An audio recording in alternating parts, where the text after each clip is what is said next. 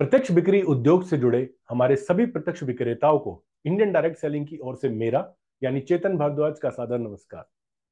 भारतीय direct selling इस समय एक बेहद महत्वपूर्ण दौर से गुजर रही है।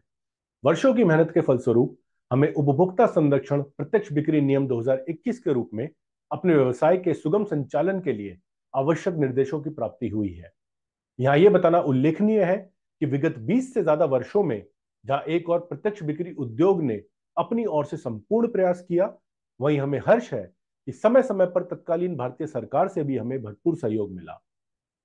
आप सभी प्रत्यक्ष विक्रेताओं को इन नियमों और भारतीय प्रत्यक्ष बिक्री उद्योग की मौजूदा स्थिति से अवगत कराने के लिए हम समय समय पर प्रत्यक्ष बिक्री से संबंधित विषयों पर कार्यक्रम आयोजित करते रहते हैं। इसी क्रम में हमने भारत सरकार के उपभोक्ता मामले विभाग में सचिव श्री रोहित कुमार सिंह जी के साथ एक विशेष कार्यक्रम भारत में प्रत्यक्ष बिक्री पर सहयोगात्मक चर्चा का आयोजन किया, जहां आईडीएस से जुड़ी विभिन्न इकाइयों के शीर्ष प्रतिनिधियों ने भाग लिया। चर्चा के दौरान एक बहुत ही महत्वपूर्ण विषय पर श्री रोहित सिंह जी ने हम सभी का ध्यान आकर्षित करवाया, और वह विषय है उपभोक्ता संरक्षण प्रत्यक्ष बिक्री नियम 2021 के प्रावधानों का पूर्ण रूप से पालन एवं निर्वाह।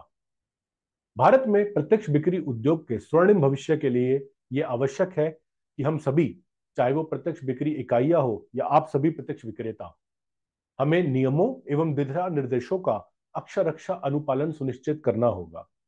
नियमों के पालन से ही राज्य सरकारें प्रत्यक्ष बिक्री इकाइयों और पिरामिड व पॉन्जी स्कीम में अंतर स्थापित कर पाएंगी। प्रत्यक्ष बिक्री नियमों में ऐसे बहुत से प्रावधान हैं जो प्रत्यक्ष विक्रेताओं एवं प्रत्यक्ष बिक्री इकाइयों के व्यापार करने के तौर तरीकों पर विस्तृत स्पष्टीकरण देता है। मैं आप सभी प्रत्यक्ष विक्रेताओं से विनती करता हूं कि आप इन नियमों को अच्छे से पढ़ें और ये सुनिश्चित करें कि आप अपने व्यापार करने के तरीके में इन प्रावधानों को सम्मिलित रखते हैं।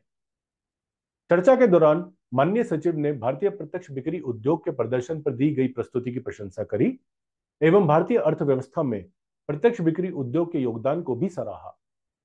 श्री रोहित सिंह जी ने हम सभी का मार्गदर्शन करते हुए यह भी सुझाया कि प्रत्यक्ष बिक्री उद्योग को अपनी परसेप्शन या उद्योग के प्रति बनती धारणा के विषय में गंभीरता से सोचना चाहिए। आईडीएस से श्री रोहित सिंह जी के सुझाए परामर्शों से पूर्ण सहमति रखता है। प्रत्यक्ष बिक्री उद्योग की प्राथमिकताओं में उद्योग के प्रति बनती धारणा में सकारात्मक बदलाव लाना हम सभी की प्राथमिकता होनी चाहिए। आईडीएस से एक लंबे समय से इसी दिशा में कार्यरत है।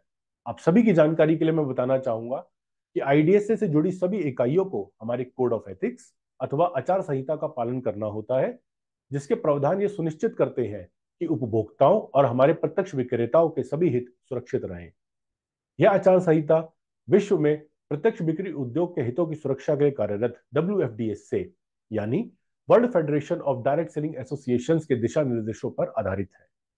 अंत में मैं पुनः श्री रोहित कुमार सिंह, सचिव उपभोक्ता मामले विभाग, भारत सरकार का आईडीएस द्वारा आयोजित चर्चा में भाग लेने और हम सभी का मार्गदर्शन करने के लिए धन्यवाद करना चाहूंगा।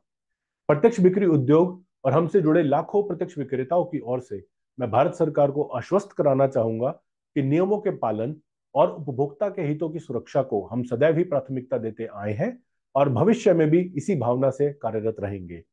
आप सभी प्रत्यक्ष विक्रेता इसी प्रकार आईडीएससी की गतिविधियों में हमें अपना समर्थन देते रहें और भविष्य में होने वाली अन्य महत्वपूर्ण चर्चाओं का हिस्सा बनने के लिए भी तैयार रहें। धन्यवाद।